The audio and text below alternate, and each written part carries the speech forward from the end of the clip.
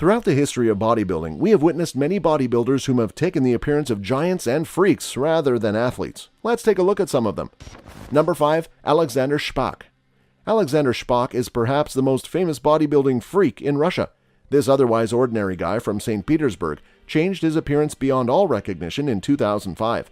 Having resigned his post as a security guard, Alexander, 39, covered his body in tattoos, pumped up his lips, extended his nails and teeth, inserted implants in his chest and buttocks, underwent several liposuction procedures, and had surgery to alter the shape of his forehead and eyebrow ridge.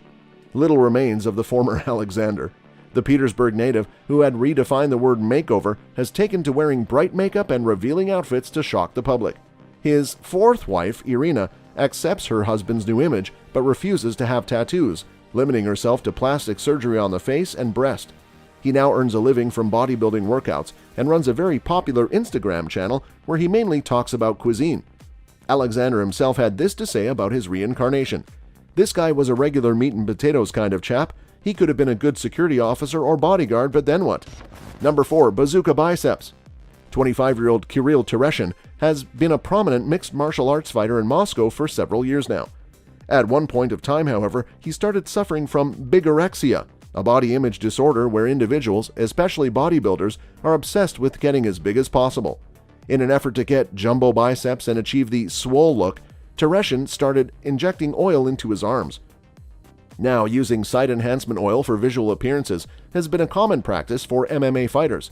Dubbed synthol, the concoction is a petroleum jelly-like substance which is typically composed of 85% oil, 7.5% benzyl alcohol, and 7.5% lidocaine, which makes up 100% of the reason why one should never administer this into their body.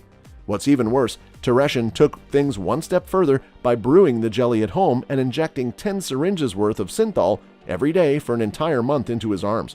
Tereshin's ultimate goal? To make his biceps exactly 27 inches huge. Garnering the nickname Russian Popeye, the MMA fighter currently posts random sketches on TikTok and Instagram, where he has amassed close to 1 million and 300,000 followers respectively.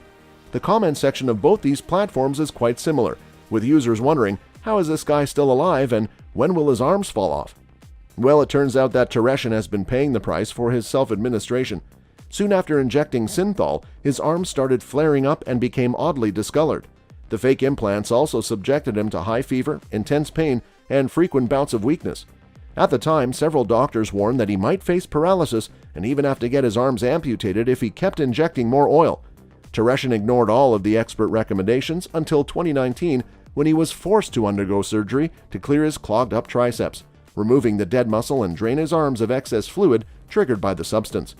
In 2021, he was subjected to another operation where doctors removed masses of dead muscle that had been poisoned by his bootleg bulking method. He will face further operations to extract the substance and the muscle that formed during his quest to achieve beach ball-like biceps, media reported on the matter last year. Currently awaiting his third surgery, Tereshin told the publication that he was very lucky to get doctors who were willing to treat him. "I'm only 24 and my immune system is so far coping with this inflammation, but I really do not know what will happen next," he said back in 2021. "That is why I started the surgeries to get rid of this nightmare." Tereshin also acknowledged how he regrets his decision to get DIY implants back when he was 20 years old. "I did not think about the consequences. I should have thought about this earlier, I know. I blame myself. I know I'm guilty," he concluded. Number 3. Mustafa Ismail. Even those who don't know much about bodybuilding likely recognize Mustafa Ismail.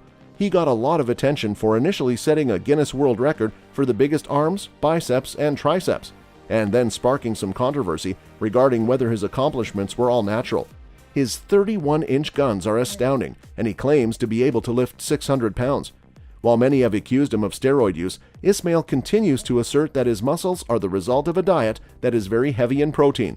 His daily diet apparently contains 4 pounds of chicken and 2 pounds of steak every day.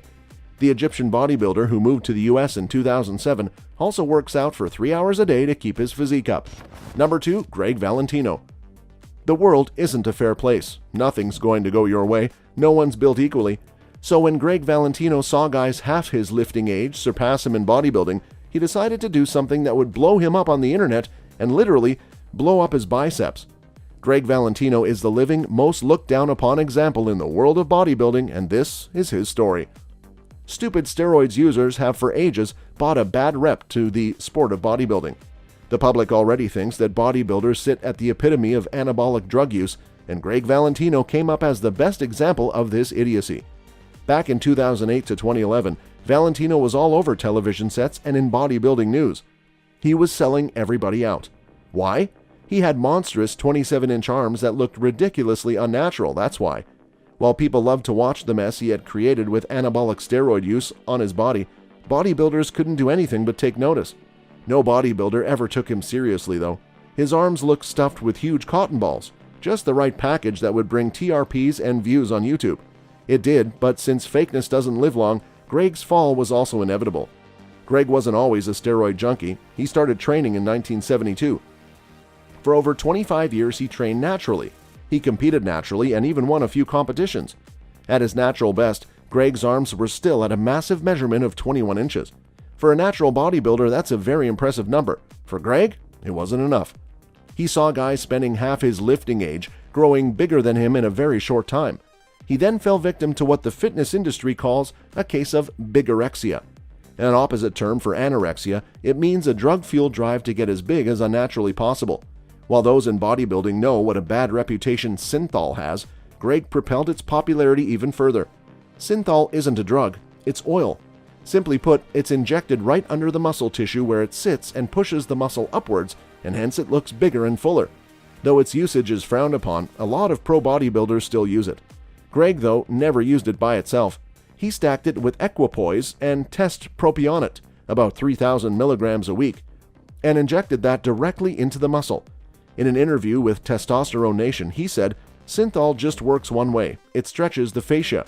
While reusing a needle, he punctured an abscess and the infection caused it to blow up with pus and had blood pouring out of it for hours. He landed up in the emergency ward, and his bicep had to be cut open and get drained, the synthol along with blood and pus out.